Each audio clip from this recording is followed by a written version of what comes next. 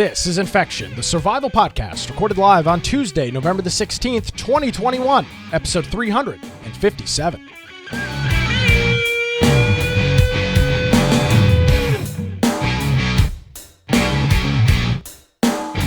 Hello, ladies and gentlemen, boys and girls. Welcome into another edition of Infection, the survival podcast. Infection is your source for the latest information on, well, sometimes survival video games. My name is Nick Craig. You can check me out online at nickcraig.com, and you can download the Wilmington's Morning News podcast, 3 hours of political dope.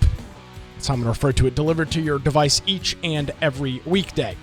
Of course, I cannot be alone in this endeavor. Joining me as he does each and every week, Brian with an I, Aldrich. Hello, Brian. Hello, thank you. Let's go and get the contact info out of the way first. At Brian Aldrich on Gab and Parler, and of course my blog, biteoftech.com.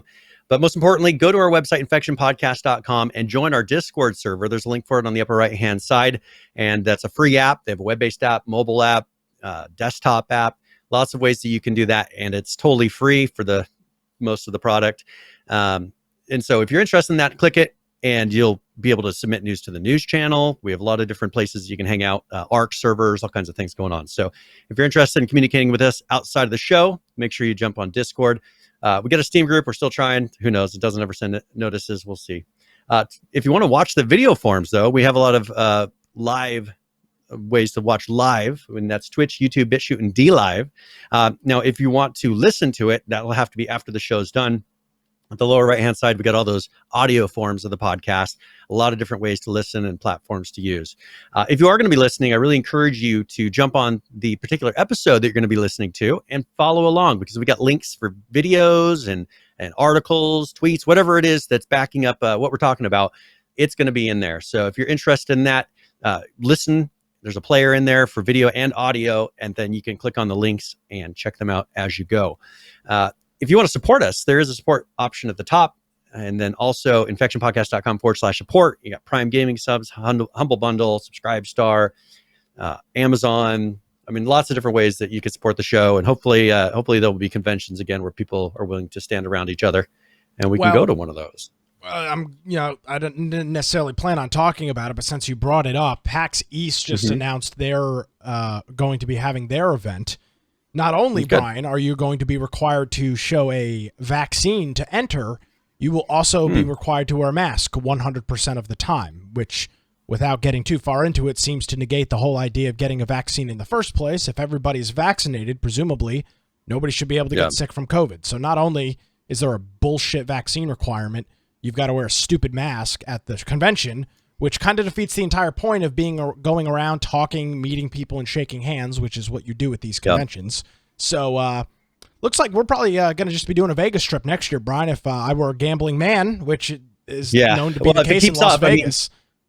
If they follow, because the thing is, PAX East is what, the kind of the first of the year? It's at the very beginning of the year, right? It's in like March or April, but it's the Penny Arcade doing it, and I'm sure based on some of their previous statements and comments, the virtue signaling I have a feeling is strong. Boston, probably Seattle will be exactly the same way, and I doubt anything drastic is going to change between now and then.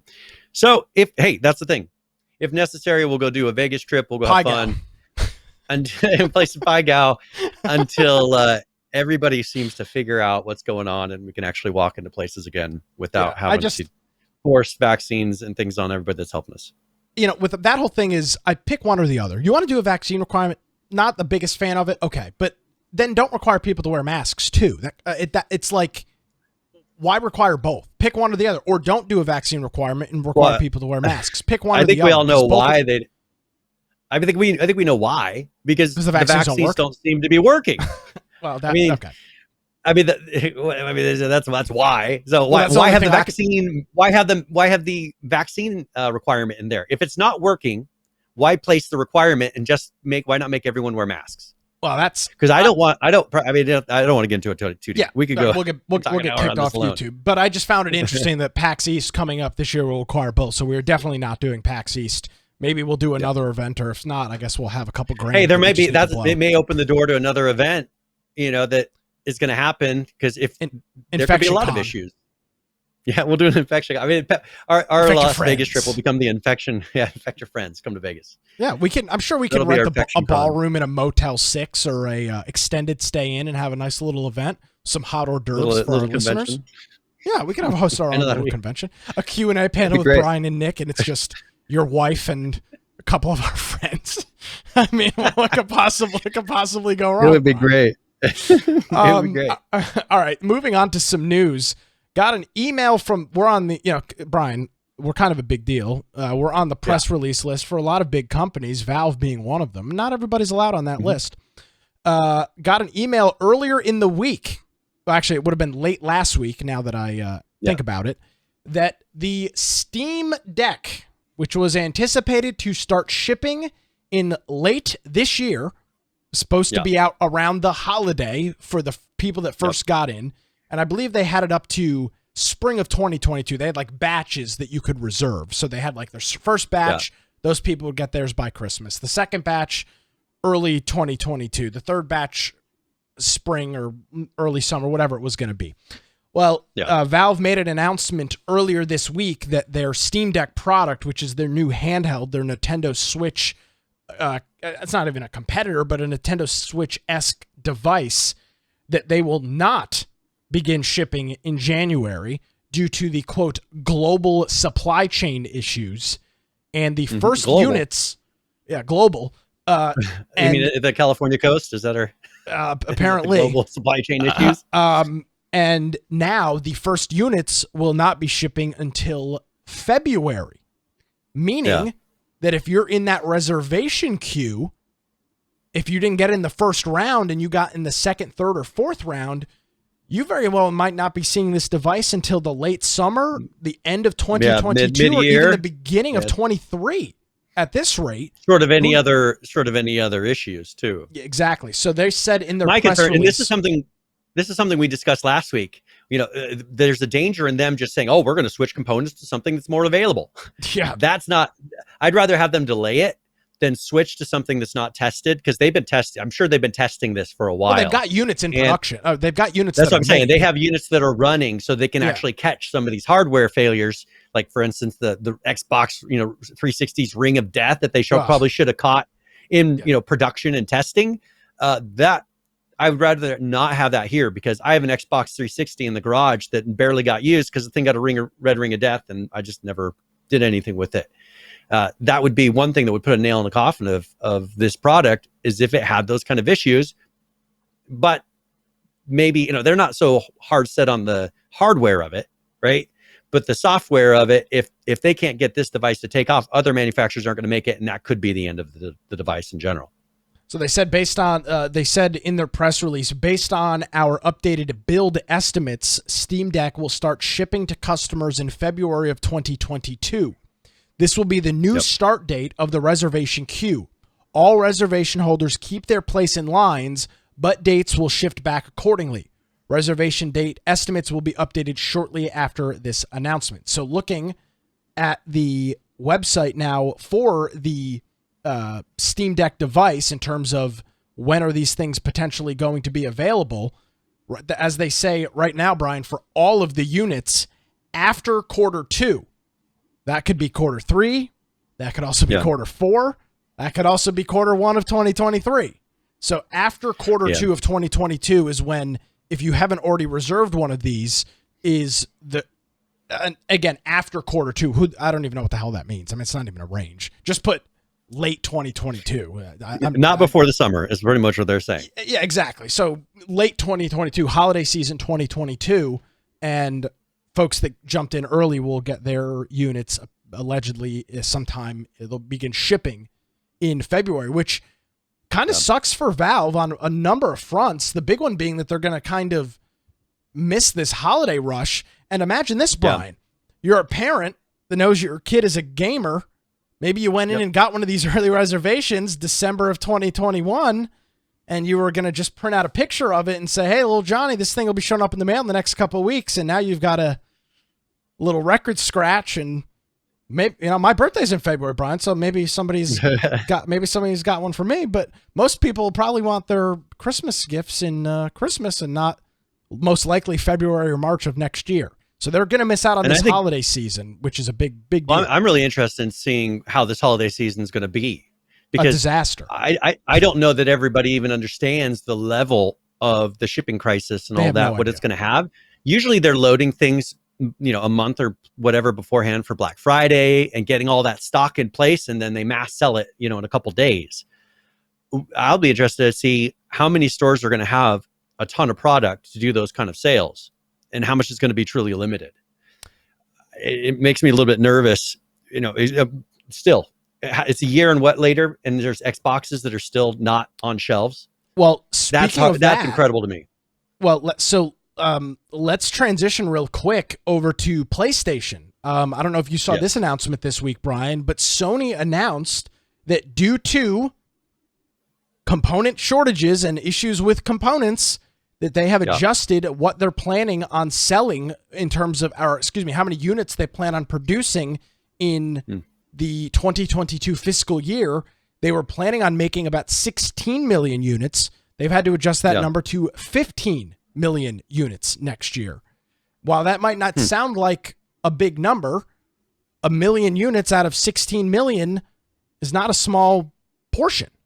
And for a device that is already incredibly hard to get, cutting 1 million more units out of production is going to continue to follow this trend. And that's that. So you're not going to, there are going to be potentially 1 million less PlayStations 5s on store shelves next year, which is a lot. That's right now. That's their estimates. And that's a big hit. That's a hit to their bottom line, which affects their stock price, which affects, they don't make money on the hardware. Consumer confidence. I think for here, they're going to be in a tougher place because they don't offer a lot of options for alternatives to playing on an actual PlayStation. They want you to play. They have PS Now, and they have some things, but it's not really something that encourages you and makes it easy to go and play a PlayStation game when you don't have a PlayStation. It's not integrated, I believe, is probably the word to use. But Microsoft, on the other hand, I think they've been setting themselves up perfectly. Let's talk about them here for another couple minutes. Yeah, what you got? And then we've got another thing for Sony that we'll go back to. So one thing I saw today that was really interesting is the Xbox Game Pass. That was originally intended as a rental service. You remember GameFly? They didn't. Yes, I used to. I didn't use GameFly, but I thought about it. It was when I was in I used high ones school? that were streaming. Well, I didn't use the ones where you had to mail stuff back and forth. I used the ones where you would rent digitally. But I was playing on PC, not on console. Gotcha. Okay. They had similar things back in the day. Like I remember I signed up when I signed up for Steam and all that. There was another one that was similar, and it was a game service like that where you would pay a fee and they had access to a ton of games. And I don't remember the name of it off the top of my head now. But that was one that was happening then. You look at Microsoft now, and they probably figured, well, we did all this work. It makes it to where we can, give them access to it and revoke access to things. That's pretty much what the Game Pass is. They have a service where if you pay a subscription, you have access to it. You stop paying the service. And in the end, I bet you they make a lot. I mean, they probably have calculated out the numbers, but I bet you they make a lot more money off this Game Pass than they would have done with any kind of a rental service. Calling it a rental service where maybe you're renting an individual game for what? It's just that I'm trying to remember. I just don't see it taking off. This is probably bingo boom shakalaka. Hello UGX Vibe. Thank you for the resubscription. We're going back at least a decade. GameFly. I want to say it was $12, maybe $14 a month or something like that, and you could have one game at a time. So while it was great if you got a game, played through it real quick, and mailed it back, but holding on to a game for more than 2 months was useless because you could have bought the game or practically bought the game at that point. But yeah, there's no question about it. Here's I've got it pulled up what the prices were. So a 3-month introductory offer was that you get one game or movie at a time for $9 a month. Sounds right. And I don't know how recent this is. And then they have another one where you could have 2 games at a time for $14 a month. So you got to think that in the end, it's not really that great of a deal compared to what you're getting with Game Pass, where you can install them all and play them just as if you own them all. I mean, that's the thing, is you feel like you own them. You're not having to check in and check out games like a rental service. So looking at Game Pass, as you mentioned, now these numbers are from August of 2020. so over a year ago. It says, since the release, this is from Microsoft, since the release of Game Pass in June of 2017, it has boosted Xbox revenue to an all-time high of $11.57 billion. Wow. They're claiming that just in the fiscal year 2020 alone, just in 2020, Xbox content and services generated nearly $1 billion. There So you go. that would be between Xbox. That's Xbox content and services, not games, not And that's consoles, in a not year hardware. when it's almost impossible to buy a new Xbox. That's incredible. And that shows you they have managed to somehow, by luck, I think, and they did work to get it here, but the timing, I think, was by luck. Yeah, it could not have been better for them. It set them up perfectly. It's kind of like I've talked about with people I've talked about on here. You know, that whole Taco Bell versus Taco Time thing. I think, Taco Time. That was luck for the Taco Bell. You know, it made it to where they're way bigger and nobody knows what Taco Time is anymore.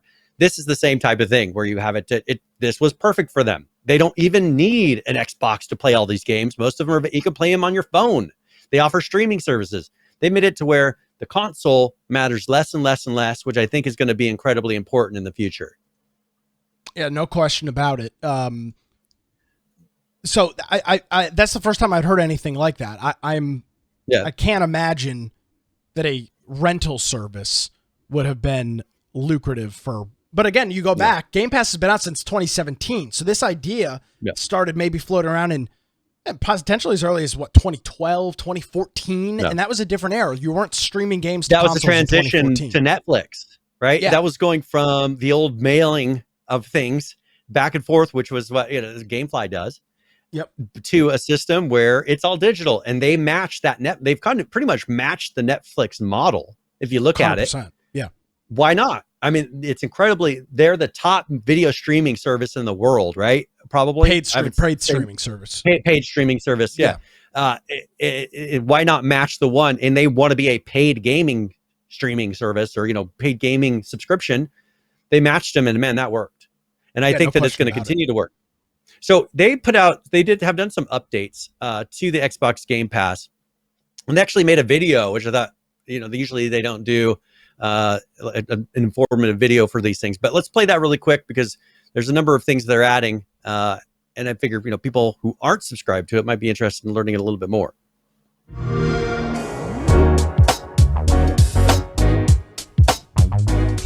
Hi, I'm Megan Spur, Community Lead for Xbox Game Pass. In today's PC Community Update, we're back to talk to you about the Xbox experience on Windows.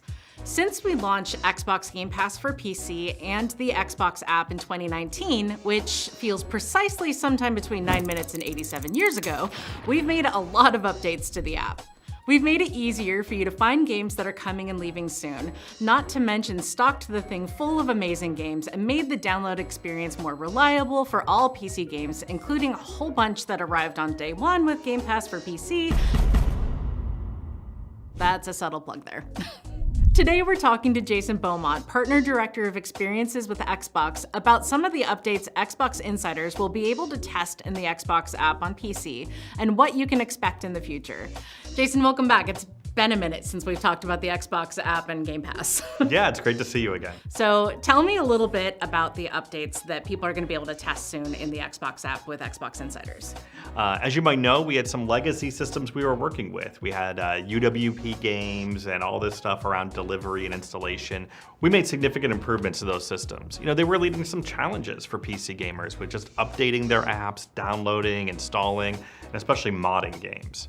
We've been listening to the feedback from everyone on what would make gaming even better with the app, and we're excited to roll out these foundational updates out to all of our players soon.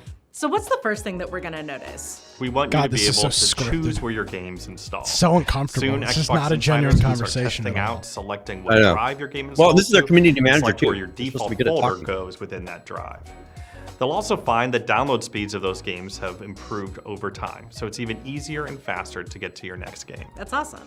One of the biggest changes you're going to find, and I know you mod a lot of games, Megan, is that soon, for many games with an Xbox Game Pass, you'll have access to your local she's a big modder, mods I'm that sure. will be able to edit your game files, move your files, etc.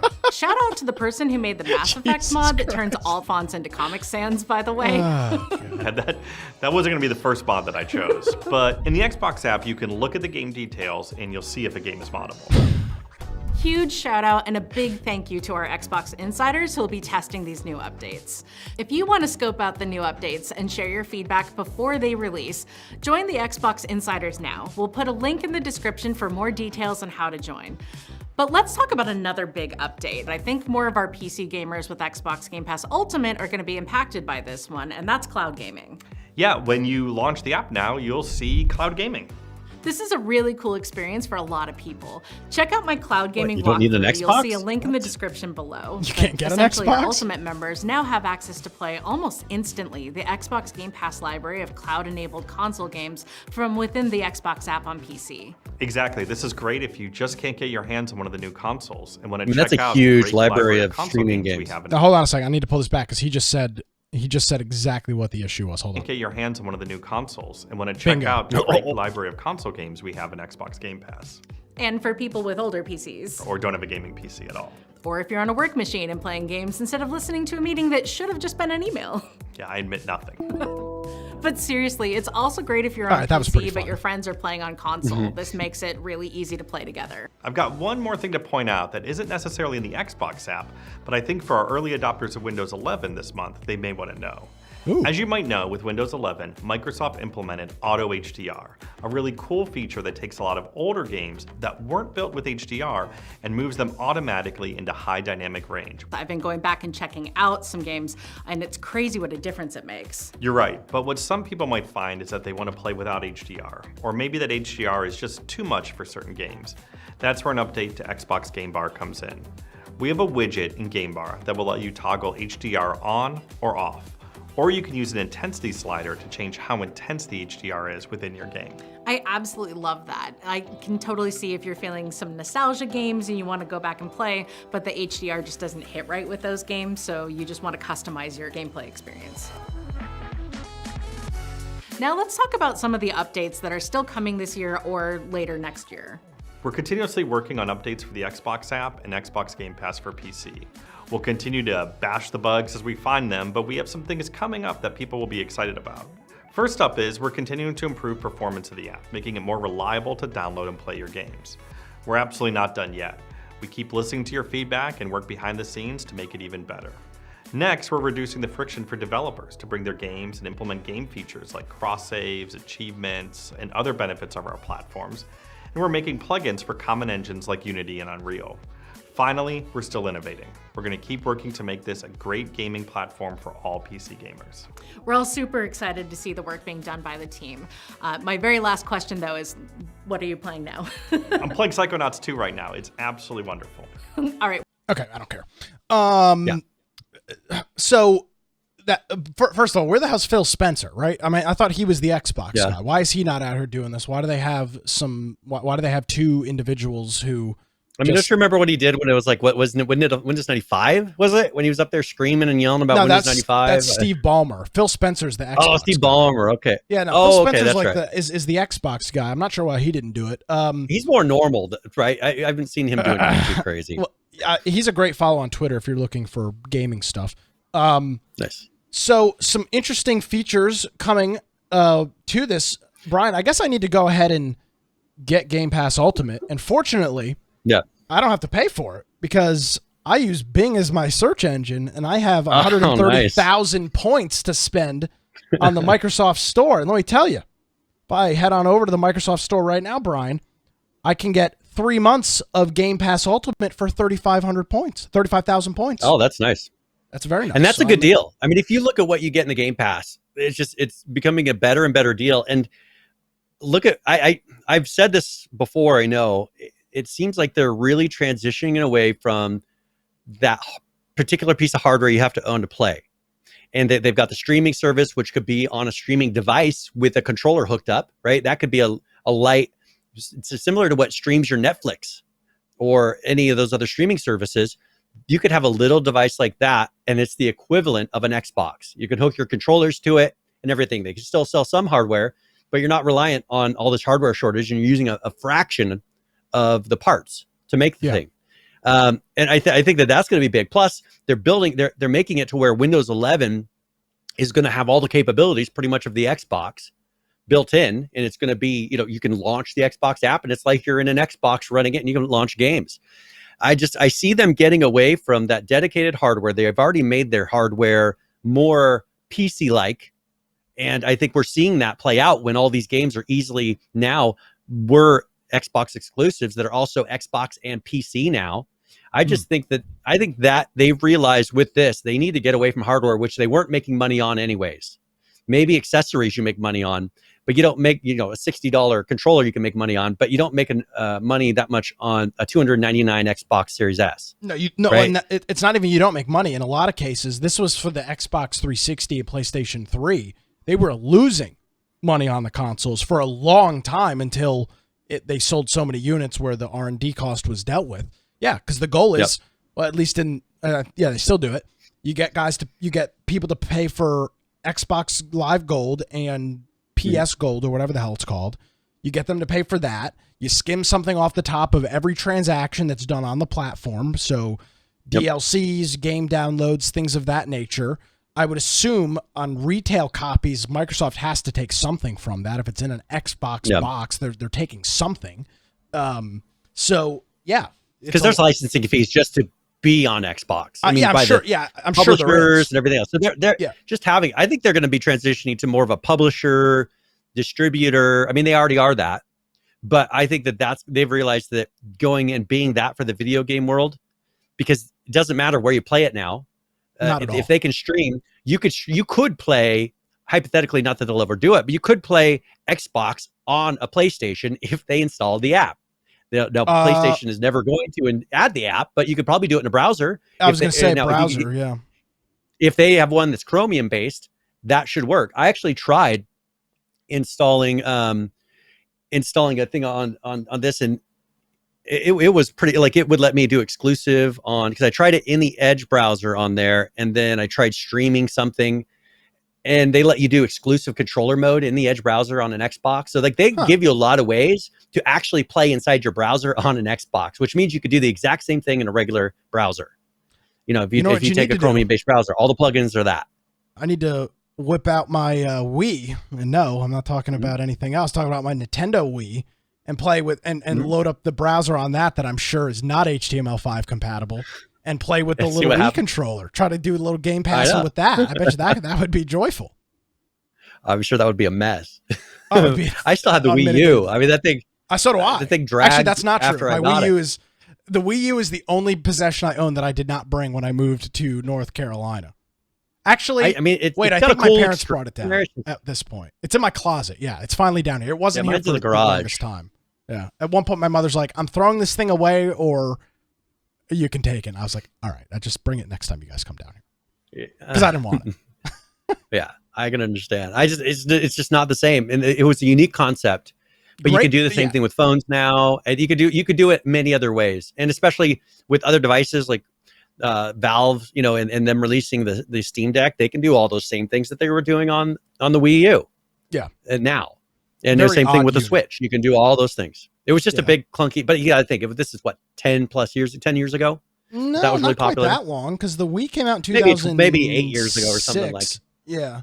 Well, typical for Nintendo, when they always try weird stuff and see if it works. In the case of the Wii, it worked. In the case of the Wii U, it did not. I think the Wii is outsold the Xbox 360 and the PlayStation 3. I'm almost positive. I think it might be that. I don't believe it's outsold the PlayStation 2, which is the best-selling console ever. But I'm pretty. It might be right behind the PS2. They sold a metric boatload of those units. Yeah. Well, one other thing about Microsoft is they're pushing out the Windows 11 update that actually solves a lot of the AMD performance problems, which for you, are you running Intel or AMD? AMD. I know you're running Windows 11. Ryzen something or other. So I bet you that after this, you'll probably have a lot better performance. We have a video that talks about it where they go through the things that they fixed, but mainly I'll say what they are saying in the video. They've resolved the L3 caching issue. They resolved the lock screen appearing black, the search not appearing on second monitor, start and taskbars not working as expected. And then they been working on the performance and print related issues. And then in this patch, that should be fixed. Because if you look at their Windows 11 update recommend, checker, that was saying if you had a ton of AMD chips that they weren't compatible.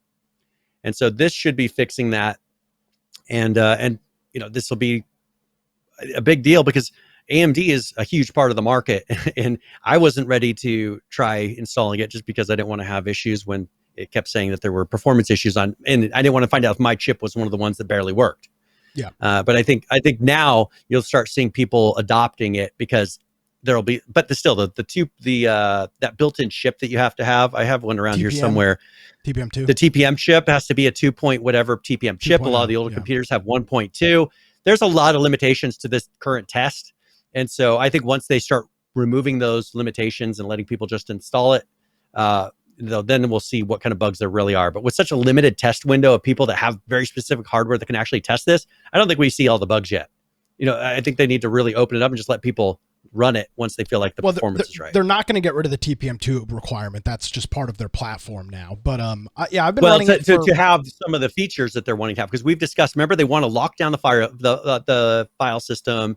They want to make it to where they can control tightly, partly for anti-cheat, antivirus, all these things. Like, there's a good reason they want to get this encryption going, so you can't tamper with files and everything. Yeah. But I think it's going to be difficult for a lot of people because there's so much old hardware that just doesn't have those things. Exactly. Well, cool. I checked today. I'm running the most recent version of Windows 11, so all is good. Well, hopefully. Tuesdays they usually put a patch out. Did they put any? I don't know if they today? I don't think Patch Tuesday's a thing anymore. I think that was. Did they I think that's a that? leftover from the XP days. I don't know that they're patching every Tuesday like they used to. But and let's see when that comes out. I'd be interested to see if you notice a difference. If you can tell that there's actually a performance difference, or if it's just like, maybe crashes that aren't happening or something. Yeah, I didn't notice an issue right away. Because you said Ryzen, right? Did you have a Ryzen? Yeah, I've got a Ryzen chip. And this is specific. This bug is specific. One of the things specific for is the Ryzen chip. So you may actually notice it. Yeah. So what I will say is, I've got a Ryzen 9 3900X. I did play the Battlefield beta right when Windows 11 came out and didn't have any issues with that. That was probably the most taxing thing I've done. Yeah. My GPU, obviously my illustrious GTX 1070 that is humming away, was most likely my bottleneck, but I haven't had any big performance issues. I mean, right now we're doing the show and doing all this stuff right here. And as I look at my task manager, my CPU is sitting at a whopping 25%. So I'm not necessarily hitting it hard 24/7. So we'll see. Well, let's move on here really quick. So let's go back to Sony quickly, just because we did touch on them. The PS5 has had its root keys uncovered, and so there's a possibility there will be a jailbreak for the PS5 here soon. Ooh, that's interesting. A jailbreak means that you can copy games, install games that aren't properly licensed. It means that you could run a custom firmware that would not check things like DRM and things of that nature. So that you would have the ability to install games, and it would not, as Nick said, check the licensing, and it would let you install and play whatever you would like. So this is something that also is a limitation of hardware like this. These things, they're putting these hardware out there with code and drivers and everything else. They have to put these somewhere until they come up with another way to secure this. This has happened with every single console that they put out.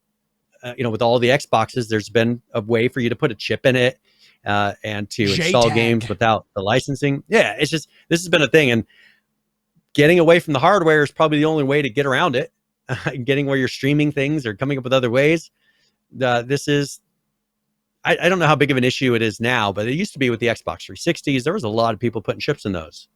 Yeah. And I don't know about the PlayStations, but this is, I don't know how much this I don't know how much it's going to affect them right now. I don't know how many people are really out there playing on PlayStation 5s. I don't hear a lot about it. I've not seen one yet from anybody, but this could be a big deal depending on what all it unlocks and allows them to do. So just thought people would be interested in that, but we'll see if that starts to actually result in anything later.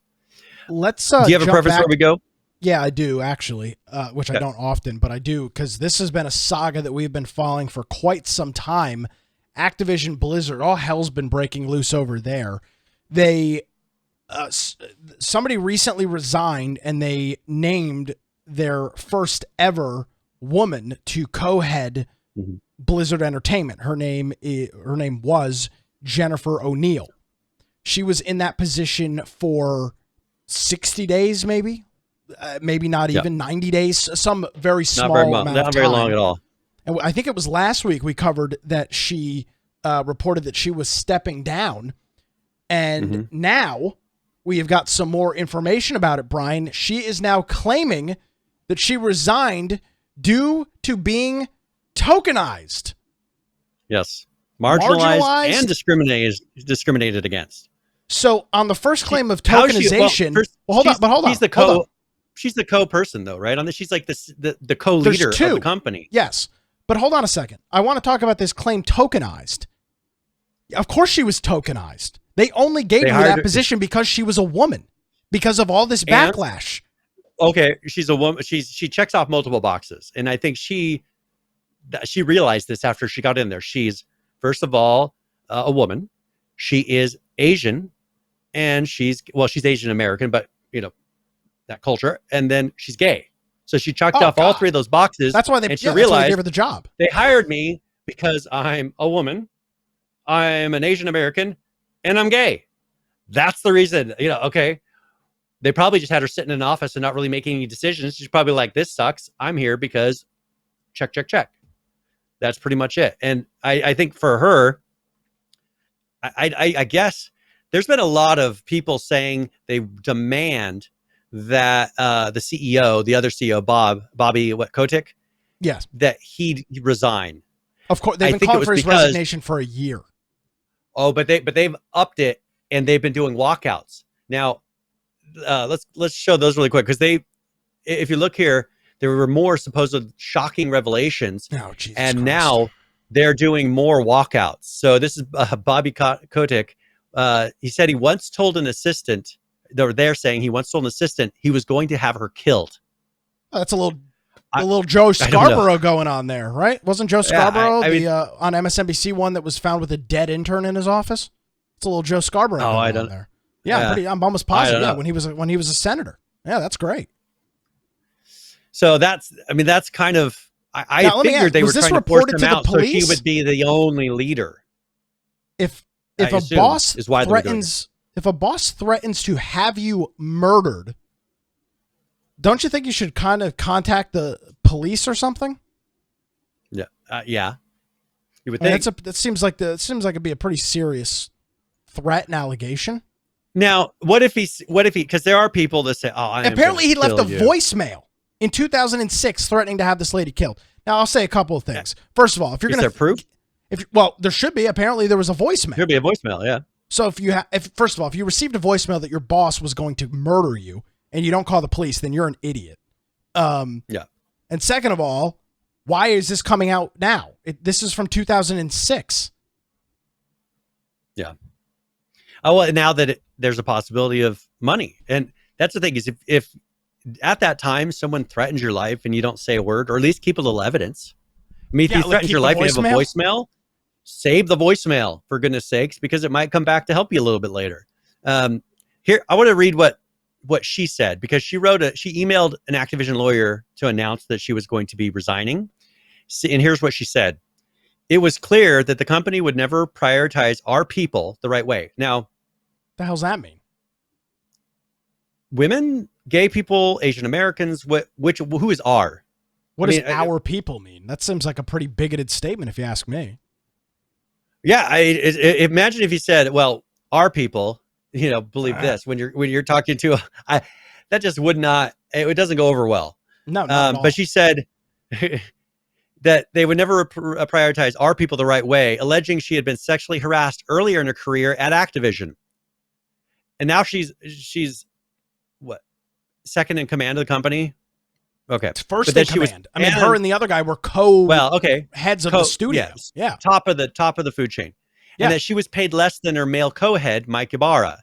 I have been tokenized, marginalized, and discriminated against. Now, how long did she work there?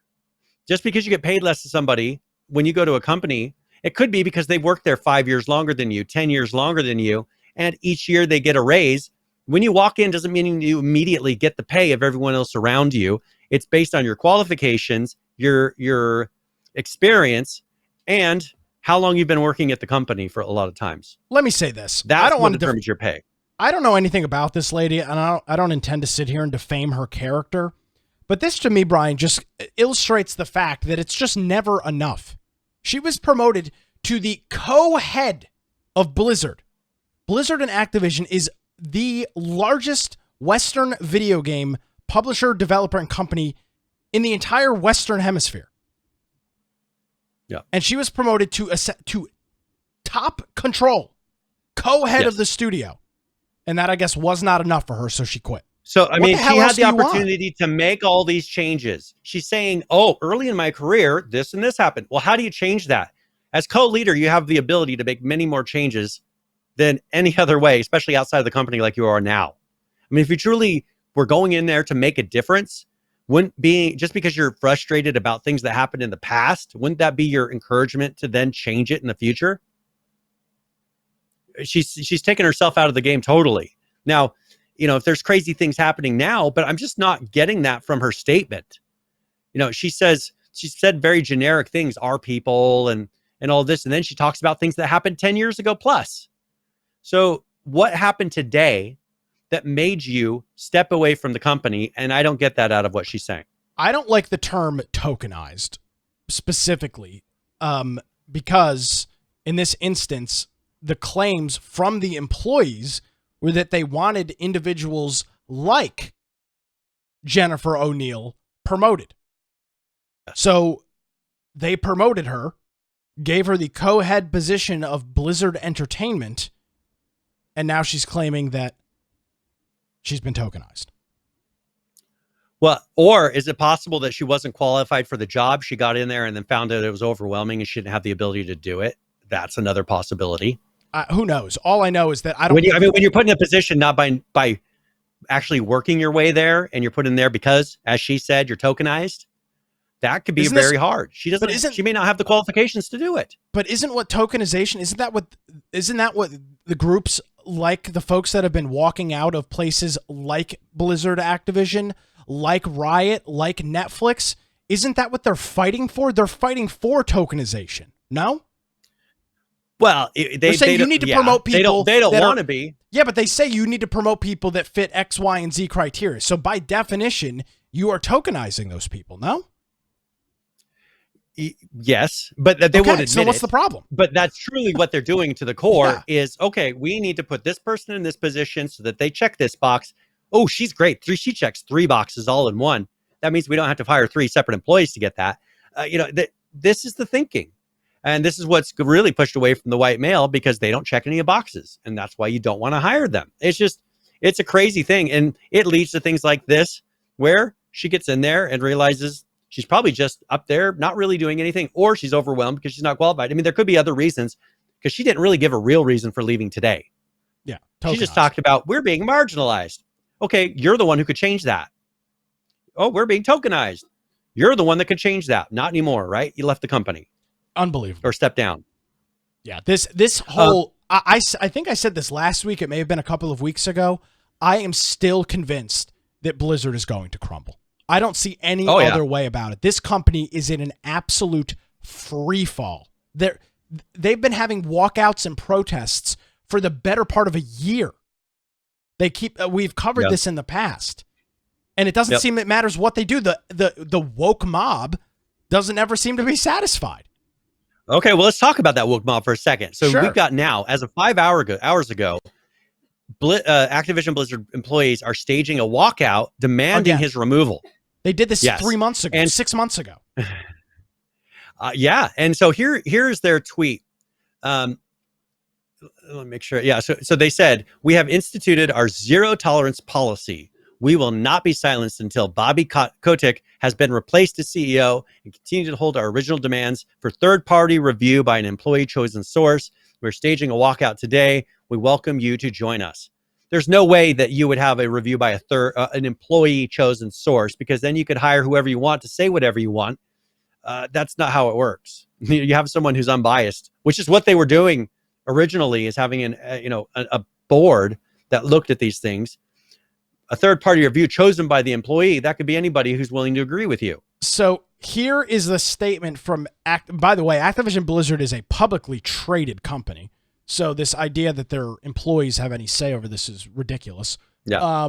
But their board of directors put out a statement and said, under Bobby Kotick's leadership, the company has already implemented industry-leading changes, including a zero-tolerance harassment policy, good, a dedication to achieving significant increases to the percentages of women and non-binary people in our workforce. They promoted a woman to be second in charge of Blizzard, and significant internal and external investments to accelerate opportunities for diverse talent. Brian, they promoted somebody to be diverse talent. She couldn't work in the job for more than 60 days before she quit. Yeah. So what the hell does that even mean? They did exactly what this group of people protesting and walking out want, and it wasn't enough, so she quit. And now I don't know. Now she can go, give speeches about how awful and terrible Blizzard is. Do a tour and write a book. Yeah, it's bullshit. Frankly, I don't understand this at all.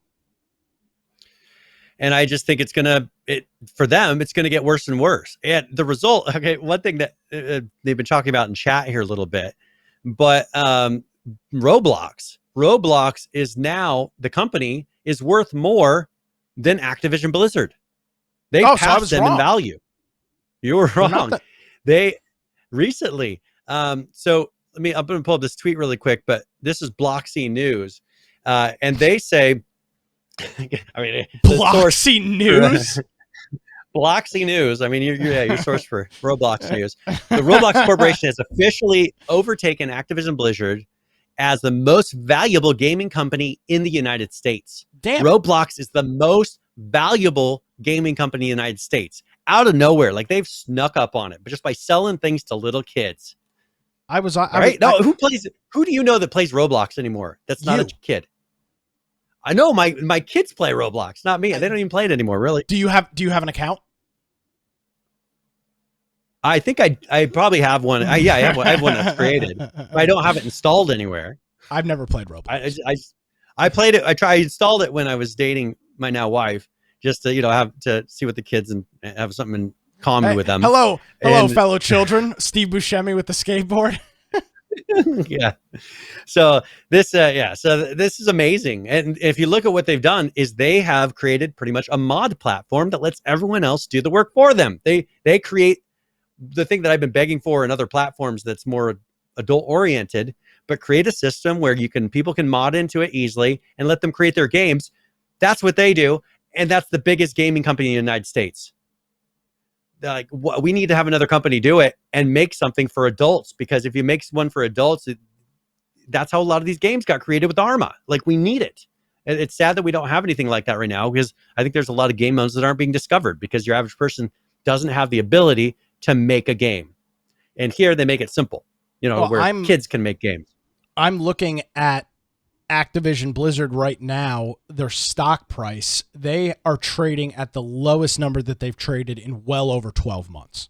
They're at $66 a share. They're down 6% today. Yeah.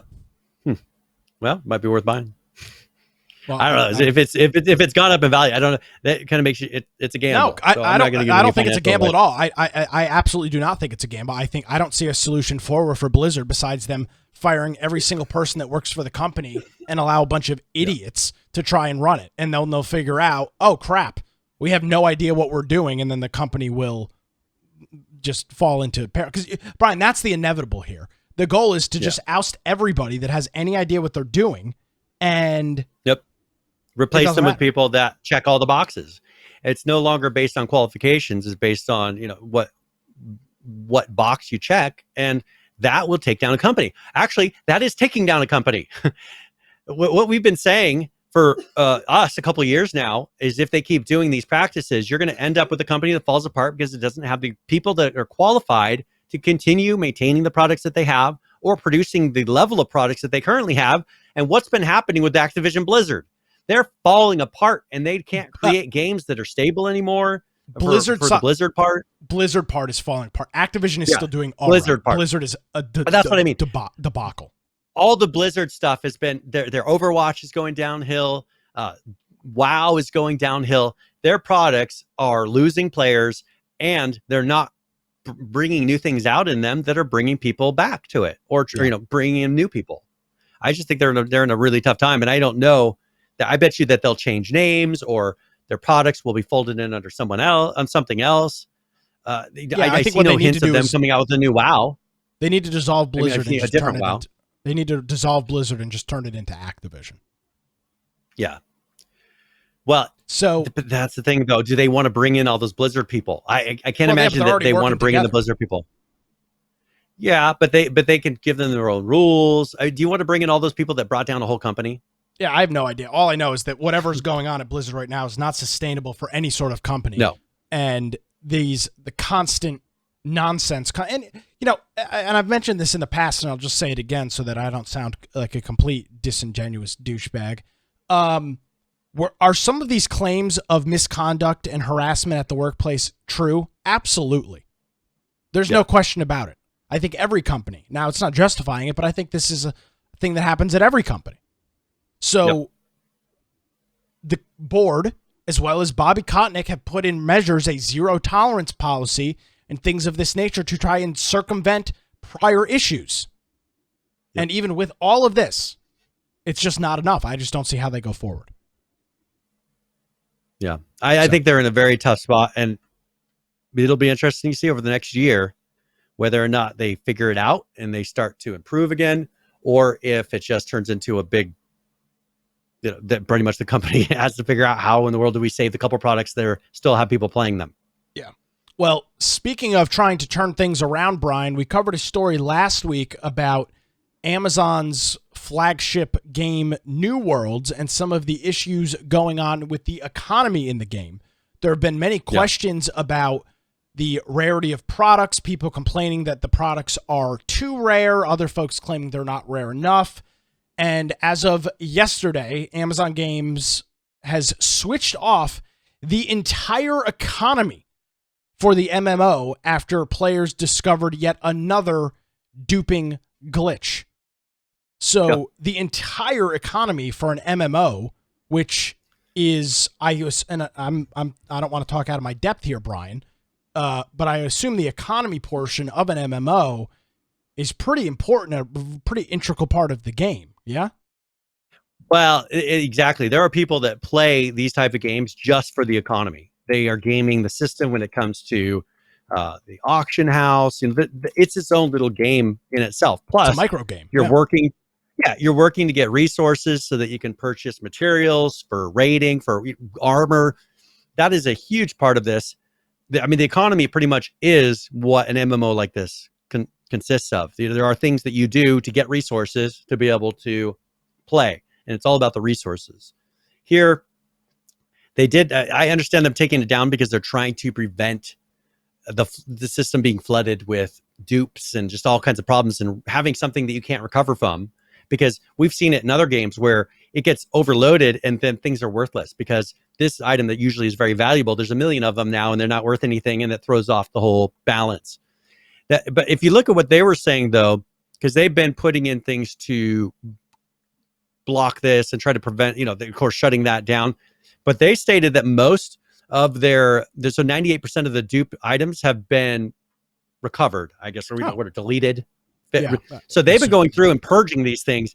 They currently have got 98% of them purged from the economy. They banned, over 1,660 exploiters that were doing it. I mean, they're doing what they can. This is going to be continued. This is a brand new platform. There's people that are sitting here probably trying to mess with this all day long, trying to figure out any of these bugs. This will take a while, I think, to kind of balance out and for them to get all these big bugs out of the way, because there's a lot of people that have been doing this stuff on other MMOs and other games for a long time. They know all the tricks to try. Now these guys are having to patch all those tricks. I haven't been playing it lately. PH says, that game is a train wreck. I'm still not sure where this is going to be in a year, 2 years. As long as they keep making improvements, keep bringing players in, come up with ways for, to get this to where your average person knows what this is, what this game even is. Like, wow. Yeah. I think at that point, then it may be successful. They can never get your average person to know what New World is, because you can say World of Warcraft and everybody will be, oh, I've heard that game. Everybody knows, yeah. But if you say New World, unless you're into PC games, you'd be like, what? I don't know what that is. Unless you're a hardcore gamer, of course. Yeah. Real gamer. And so they're fighting it, but it's really going to come down to, can they keep ahead of it? They do have some dev blogs and things that they've been posting with answers to this. They obviously can't stay. That they've had to shut down the economy. They've done it, and they had to do it pretty recently. It was only a couple of weeks ago. It was a couple weeks ago. Yeah. Yeah. They blocked it a couple weeks ago. This is something that I don't know. It'll come and go. But duping coins is a big thing. I think once they get that locked down, gear isn't as much of an issue. Because you can kind of look and see if there's things that are abnormally spawning more gear than it's supposed to. Things like that. Yeah. Still up in the air. Hopefully it does, because I like the idea of having an alternate MMO out there, especially one that doesn't have a subscription fee, just setting the bar for other MMOs so they get rid of their subscription fees. Well, we've only got time for about one more story here, Brian, and I think we'd be fooling ourselves if we didn't bring up one of the biggest stories of the week. The GTA trilogy is out, the definitive edition, the remaster of a few GTA games, and it is, from all accounts, all reports, all screenshots, all videos, an unmitigated disaster as of right now. Now, I think it is important to note, and I'm not giving RockStar a pass, but it is important to note that RockStar was not the developers of this trilogy definitive edition. A third-party studio did this conversion, and it was published under RockStar. Now, that does not give them a pass, because it's their IPO, or rather, they're accountable, and they're accountable. Yeah, they're accountable for how it's produced. But I saw a bunch of people saying, if you're going to hire a company to do it. I just saw a bunch of posts on social media saying, like, oh, if RockStar couldn't figure out how to remaster, these 3 old games, how the hell are they going to make GTA 6? And it's like, well, it's not. RockStar doesn't outsource the development. Different engines. Yeah. It's not even the same company, same publisher, but not the same company. It's apparently so bad, Brian, that not only is it almost unplayable, it is unavailable on PC as of right now. Yeah. You cannot, they will not even sell you the game. Wink, wink, Cyberpunk 2077. It's same thing. Pretty much a repeat. Now, there are some screenshots and things I've seen from people kind of posting what they're seeing. It's some of them, like, the faces look way worse than the originals. Like, and I think these are rendering issues and bugs that they'll be able to fix, because it's not intended to look like that. They have the assets and the graphics in there to look better. But look at this. I mean, the left is what it looked like before. The right is what it looks like now. I mean, come on. It looks like speaking of the Nintendo Wii, it looks like a Mii character, right? The little guys that you would make on the Nintendo Wii. That's their new non-binary character is what it looks like. It is. You can't tell. I mean, it's a round head. Can't even tell what it is. Falcon says it looks like a Wii character. I mean, that's pretty much what it is. Yeah. It looks like they went in there and created that. They also, they had to take it down on PC because they included unintentional files in there as well. So just a lot of little, obviously there were some mistakes, things overlooked. Look at this guy's arms. Oh, Jesus. Yeah. This looks terrible. He looked better in the original. Yeah, well, at least his arm didn't look like it was broken in 4 different places. And apparently one of the bigger issues of everything is the rain. Apparently the rain is like not translucent and not opaque. So when it's raining in the game, you can't see jack shit. Yeah, it's the whole screen is just covered in these white particles falling down the screen. It's apparently an unmitigated disaster. They said that players are also using the GTA 3's ghost glitch to make their cars massive. So I mean, this is a 20-year-old glitch, and it still works in this version. Yeah, but so I don't want I that. guess, That's fine. That was part of the game back then. I'm okay with it. Here's a quick look at all of the various cross comparisons. I'm a big fan of the guy riding the bicycle with his stomach presumably not existing, baseball bats going through hands, holding pistols backwards. Look at this, pistols aiming down. I mean, this guy looks like he has cerebral palsy or something. I mean, it just looks awful. Yeah. Well, this is not good. I was really looking forward to this. I'm not sure I'm interested in it, Brian. Well, if they get it to where all the graphics issues are fixed, they're not going to fix the graphic issue. They're not going to fix these. They're going to have to go through and remake the whole freaking game. Well, as PH was pointing out, they AI upscaled these. So they used AI to upscale the graphics and everything. They got to do another pass on some of these things. I get doing an AI upscale, but you're telling me that nobody ran around the world and was like, oh man, it looks like this guy's arm has been broken in 7 locations. Well, okay, here's one thing that I wonder if people got a copy of this before it was pulled, because they said part of what was included was unlicensed music. Yes. And San Andreas' controversial hot coffee cut content, because that was something that there was some sort of, I don't know, sexual situation or something in the game you could do, if I remember correctly, with that. Okay. And that was cut from the game just because, kids were going in and it was a little more than what they intended. And so that was cut, but it's back in this. So they must have taken an old version, that wasn't patched, and then did that, because this has been removed from the original one. I don't remember, a while ago. It's been years and years and years since they removed that, and it's in there. So they must have pulled like the original source or something silly. And I don't know how would you not include the latest patches? I don't know what they did, but from the screenshots and videos and things that I've seen, a game that Brian, let me tell you how much I was looking forward to this. I turned on my Nintendo Switch for the first time in over a year. Update. By the way, I was still in the middle of a game. It's been sitting in the dock for a year. So I picked it up and turned the power button on. I was in the middle of playing Pokemon, apparently, last time I played it. Yeah.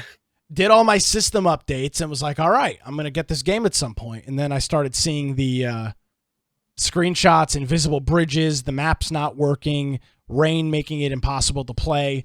There just seems like there's so many issues, Brian, that it's not a simple, let's just patch this and fix listen it. to this.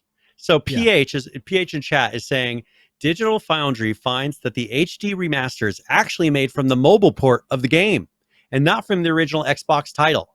Well, that there you might go. explain so it. they That took makes a lot more a sense. shortcut. That's you take a shortcut like that. Oh my goodness. I mean, I wonder if that's going to cause some, if they're going to be sued or something for it. And here's the thing. While we might go, oh, that's terrible, but you think about it, if you were going to take a game and put it on the Nintendo Switch, because you build your product for the lowest common denominator, what's easier, taking a mobile version of the game or taking a console version of the game and making it run on the Switch? Probably the mobile obviously version. Their mobile version was old because of course, it didn't have sure the patches it was. and everything. Yeah, well, the mobile versions of GTA came out on the freaking PSP. Yeah. There was a whole But bunch at of least mobile. they know everything they're going to have to patch. I mean, they know what they're going to have to patch. So they can go through all their old patches and kind of redo them on this new version. It's going to take them a while. I just can't imagine them leaving it totally broken like this. It's too big of a black eye for GTA. It's such a black eye for them, though. It just looks horrible. The thing, though, it's not RockStar doing it, and that's I'm not giving them a pass, but now it's going to be incumbent on a third-party studio who obviously botched the development to start to fix all of the issues. I don't see it. Yeah. So well, who knows? They may turn around and fix it themselves, or who knows? It's still not available on PC.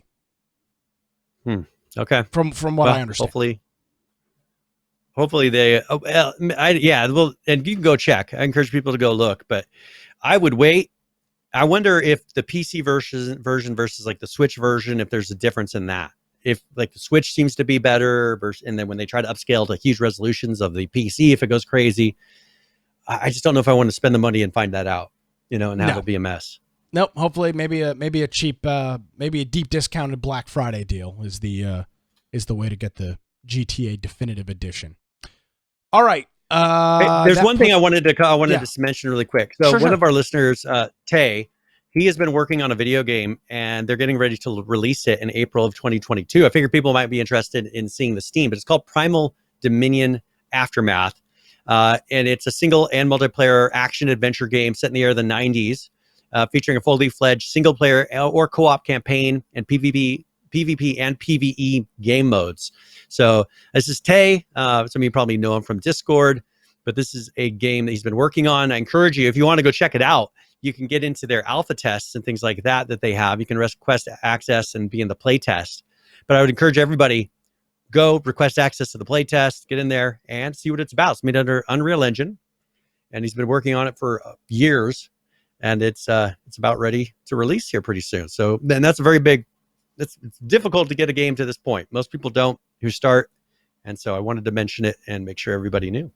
Excellent, and there will be a link to it in our show notes on the website infectionpodcast.com. I did get access to that demo. I have installed it. I just haven't had a chance to. Okay, good. Yet. Well, you should let me know if you're going to play it, and then I'll jump on with you. Okay, excellent. All right. Is there anything else? We did mention, Roblox overtook Activision Blizzard. Mm-hmm. One other thing, Tim Sweeney announced this week, because we don't need to talk about. There's no epic bet going, so we're good on this.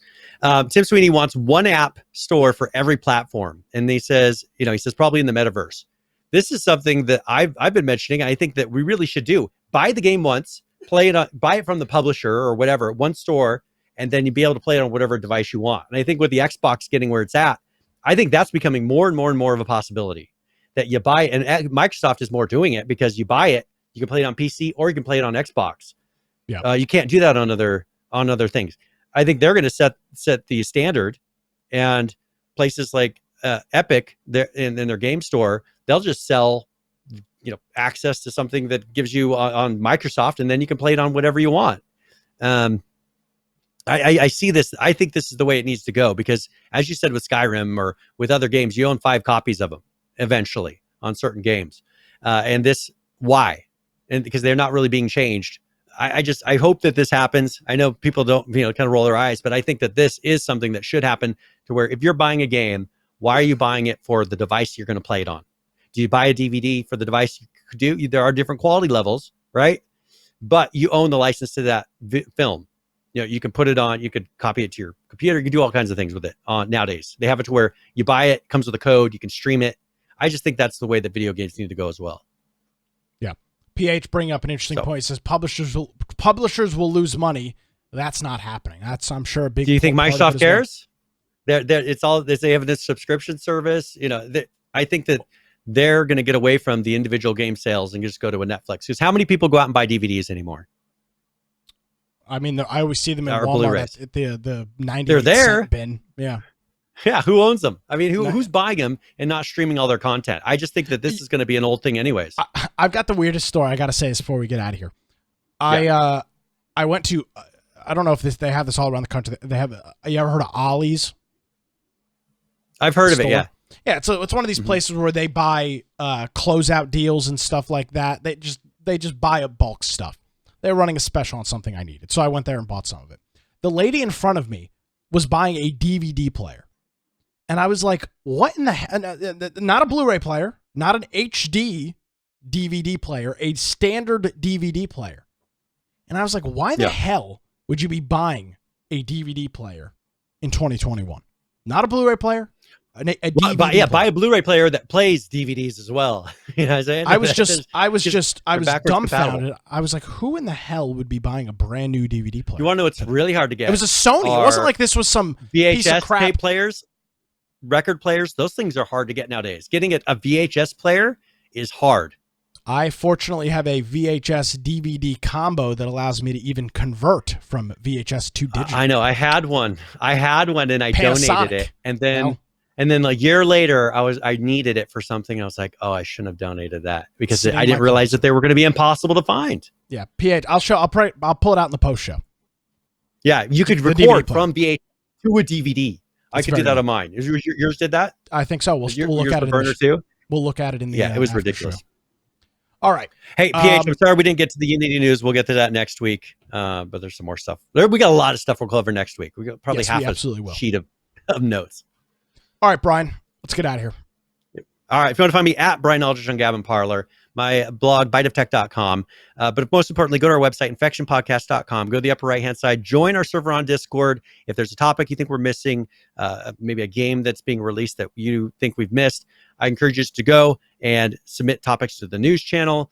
We also have on there various ways that you can play on our ARC server. We have a politics, we have a work, health, and all kinds of different places on our server that you can go and check out. If you go to the right-hand side, we also have our video forms of the podcast. Those do show live and after the fact as recorded. So Twitch, YouTube, BitChute, and DLive. If you want to watch those during the show, you can. Also, the audio forms are not live during the show, but you can watch them after they're uploaded. And if you do that, I encourage you to go to the show notes and follow along, because we've got a lot of links and a lot of things that we refer to throughout the show, and it'll really enhance your listening experience. If you do want to support us, I encourage you to go to the top where it says support, or go to infectionpodcast.com/support, where we've got Prime Gaming subs, Humble Bundle, Amazon Prime, or Amazon, and Subscribe Star, a lot of ways that you can support the show. And hopefully there will be a convention that doesn't have a ton of rules that you can just go to and actually participate. Yeah, soon. Infection Con, coming soon. Yeah, Infection Con in Vegas, 2022. It'll come just as soon as Epic Game Store does things like have a shopping cart and things of that nature. So it'll be right around. It'll be right around. Or you can add more than one game to the cart. Yeah, it'll be right around the corner. I promise. Alrighty, Brian, as always, thank you very much, my friend, and we'll catch up with you next week. Before we get out of here, I do want to thank our friend UGX Vibe for hitting us up with the 45-month resubscription here on Twitch. Thank you very much, sir. It is greatly appreciated. All right, folks, that's going to do it. If you want to check out some of my political antics, you can download the Wilmington's Morning News podcast or head on over to my website, nickcraig.com. That's going to do it for another episode of Infection. If you missed any portion of the show, head on over to our website, infectionpodcast.com, where you can get show notes, links, videos, all that fun stuff. Have a great week, everybody. We'll see you next time.